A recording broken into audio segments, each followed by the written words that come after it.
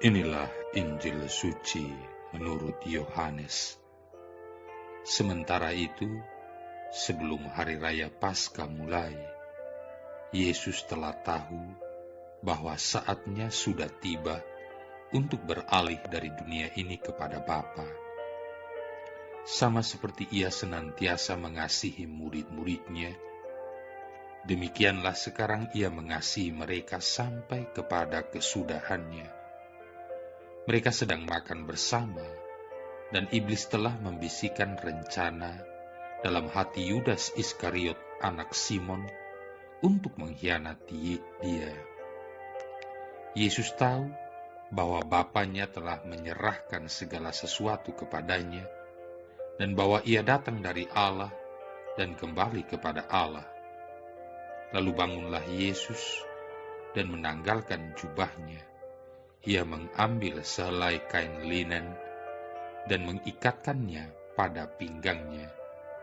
Kemudian Ia menuangkan air ke dalam sebuah basi dan mulai membasuh kaki murid-muridnya, lalu menyekanya dengan kain yang terikat pada pinggangnya itu. Maka sampailah Ia kepada Simon Petrus. Kata Petrus kepadanya, "Tuhan, Engkau hendak membasuh kakiku?" Jawab Yesus kepadanya, "Apa yang kuperbuat, engkau tidak tahu sekarang, tetapi engkau akan mengertinya kelak." Kata Petrus kepadanya, "Engkau tidak akan membasuh kakiku selama-lamanya." Jawab Yesus, "Jikalau aku tidak membasuh engkau, engkau tidak mendapat bagian dalam aku." Kata Simon Petrus kepadanya, "Tuhan, jangan hanya kakiku saja, tetapi juga tangan dan kepalaku." Kata Yesus kepadanya, "Barang siapa telah mandi, ia tidak usah membasuh diri lagi, selain membasuh kakinya, karena ia sudah bersih seluruhnya. Juga kamu sudah bersih, hanya tidak semua." Sebab Ia tahu siapa yang akan menyerahkan Dia. Karena itu Ia berkata, "Tidak semua kamu bersih." Sesudah Ia membasuh kaki mereka, Ia mengenakan pakaiannya dan kembali ke tempatnya. Lalu Ia berkata kepada mereka, "Mengertikah kamu apa yang telah kuperbuat kepadamu? Kamu menyebut aku guru dan Tuhan, dan katamu itu tepat, sebab memang akulah guru dan Tuhan. Jadi, jikalau aku membasuh kakimu, aku yang adalah Tuhan dan gurumu, maka kamu pun wajib saling membasuh kakimu. Sebab aku telah memberikan suatu teladan kepada kamu, supaya kamu juga berbuat sama seperti yang telah kuperbuat kepadamu." Demikianlah sabda Tuhan. Saudara-saudari yang terkasih, untuk bisa memahami episode yang kita rayakan hari ini, yakni pembasuhan kaki para murid oleh Yesus, kita harus membaca Injil Lukas bab 22 ayat 24 guna memperoleh petunjuk. Dalam Injil Lukas bab 22 ayat 24 dikatakan, "Terjadilah juga pertengkaran di antara murid-murid Yesus. Siapakah yang dapat dianggap terbesar di antara mereka?" Apabila kita mengingat hal ini, maka kita dapat memahami apa yang terjadi dan apa yang menyebabkan peristiwa pembasuhan kaki para murid oleh Yesus ini sampai terjadi. Kita mengetahui bahwa jalan-jalan di Palestina pada masa itu tidak diratakan dengan baik seperti zaman sekarang, misalnya di aspal. Jalan-jalan itu juga dikotori dengan kotoran hewan, debu, kotoran lainnya, dan kotoran dari padang gurun.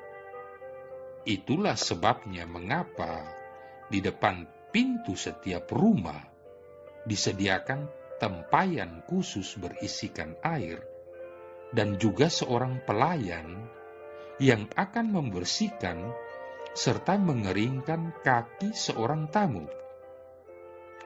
Karena tidak ada seorang pun yang khusus berfungsi sebagai pelayan atau hamba dalam kelompok atau rombongan Yesus, maka para muridnya secara bergiliran melakukan tugas ini.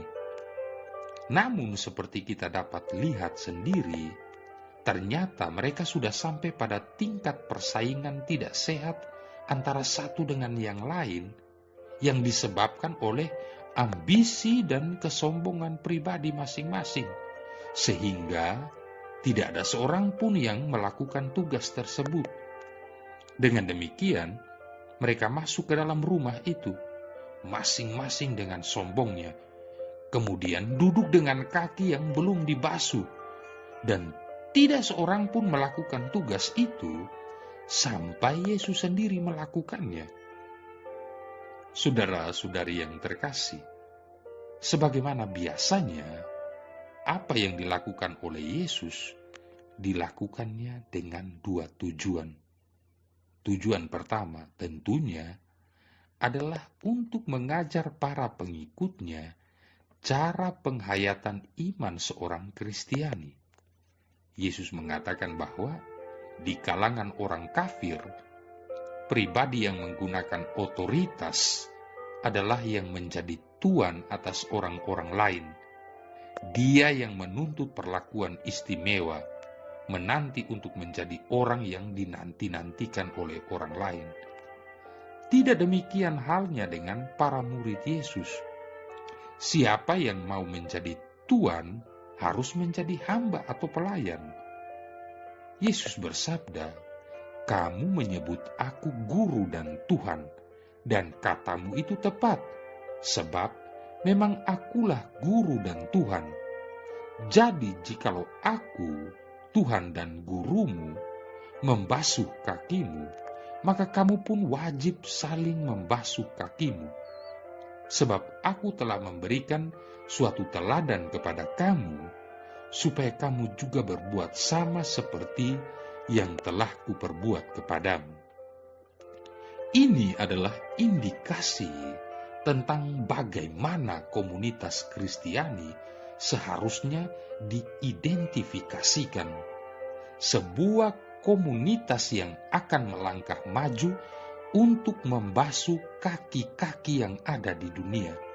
Singkatnya, sebuah komunitas yang saling melayani satu sama lain.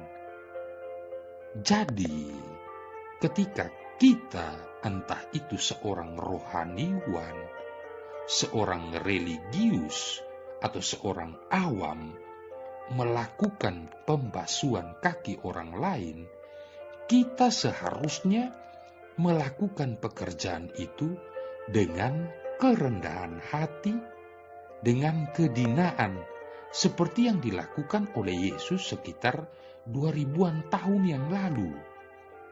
Kita seharusnya tidak memandang wajah orang yang kita basuh kakinya, karena memang Yesus juga tidak melakukannya. Apakah kaki itu kaki Petrus, kaki Yohanes, atau kaki Yudas Iskariot? Yesus sama sekali tidak ingin mengetahui perbedaannya. Yesus hanya ingin agar semua orang mengetahui bahwa kasih-Nya mengalir kepada mereka.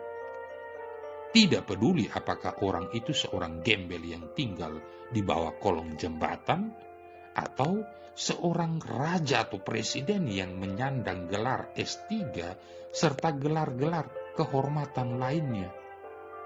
Yesus tidak ingin memandang apakah wajah orang yang dibasuh kakinya itu cantik atau buruk rupa, apakah wajah orang baik atau orang jahat dan lain sebagainya.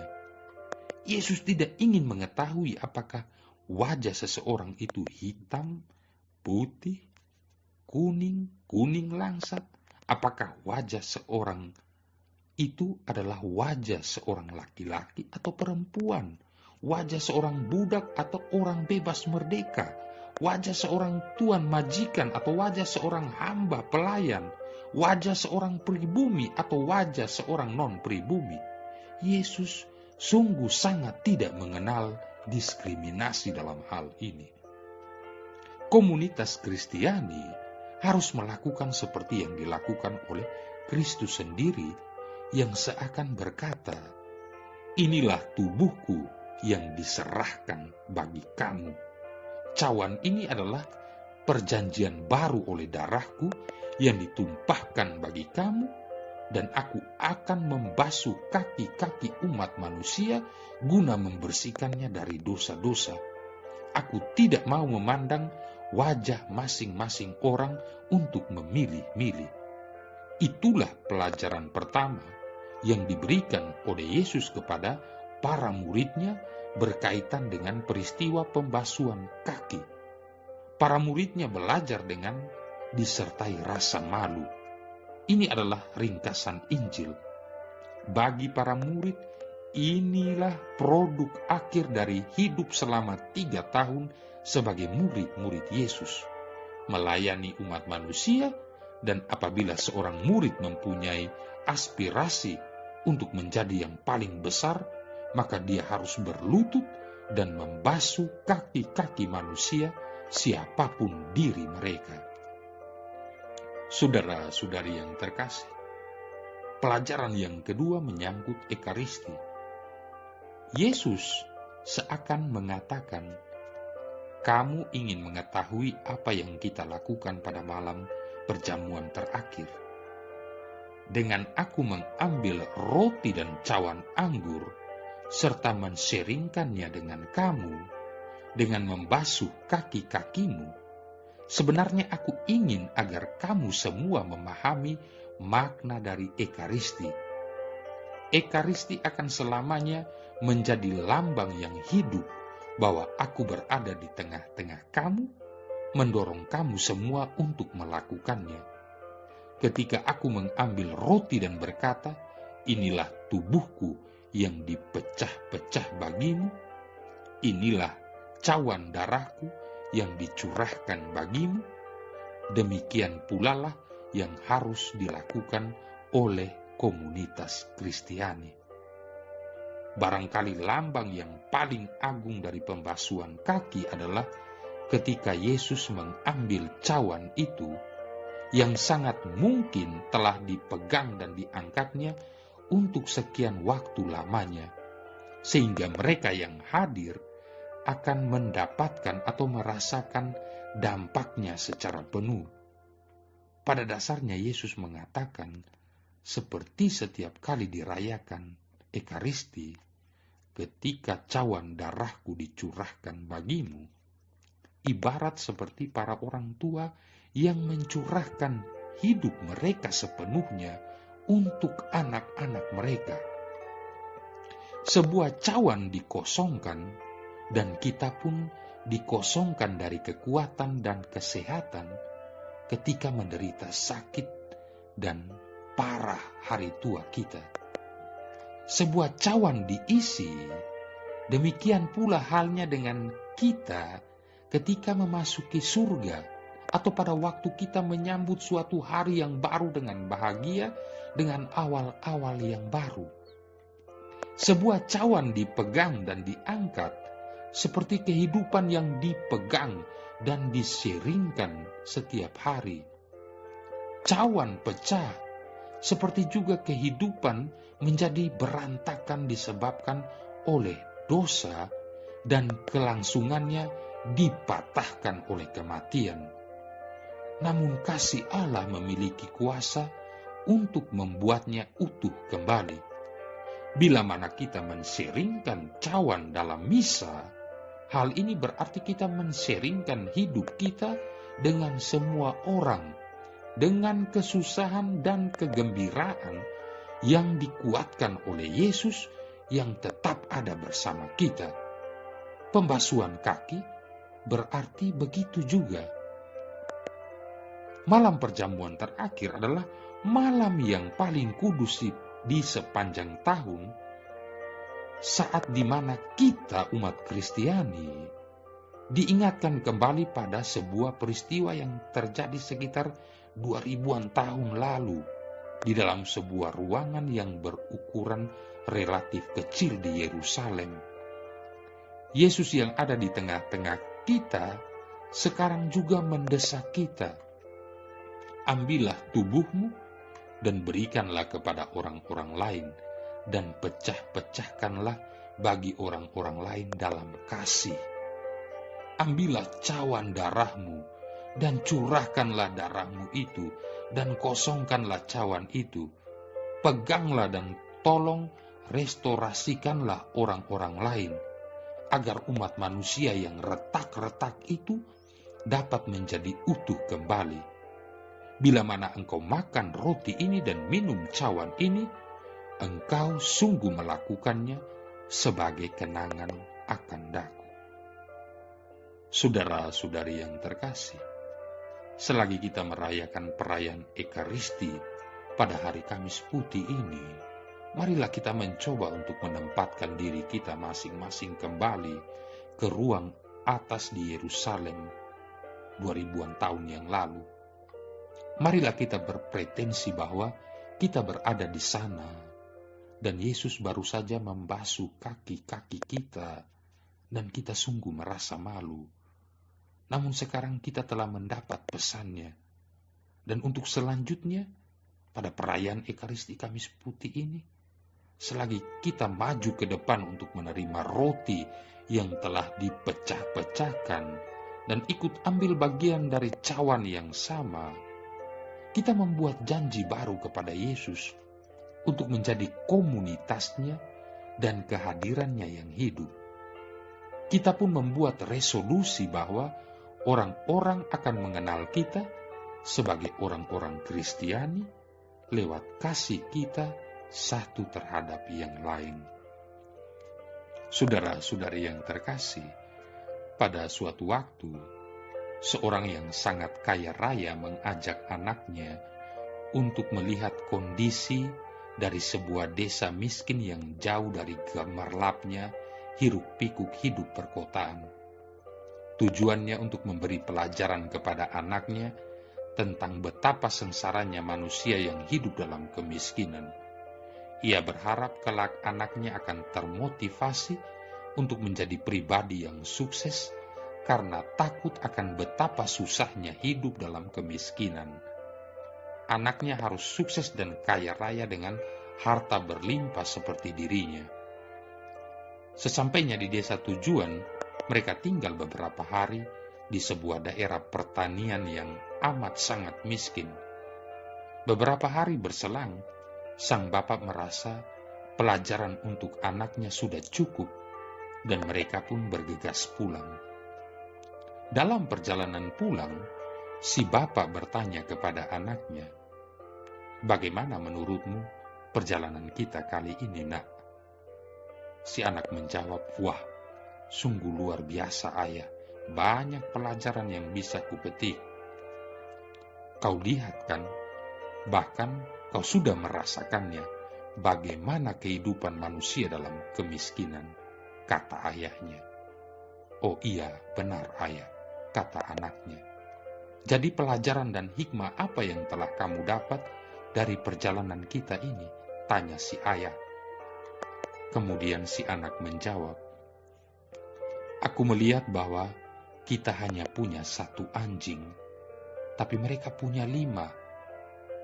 Di rumah, kita punya kolam renang yang luas sampai ke tengah taman kita. Tapi mereka memiliki telaga yang tidak terbatas. Kita membeli lampu-lampu taman kita yang sangat mewah dan mahal di luar negeri, tetapi mereka memiliki bintang-bintang yang terang pada malam hari. Kita punya patio yang luas sampai ke halaman depan, tapi mereka memiliki cakrawala yang utuh.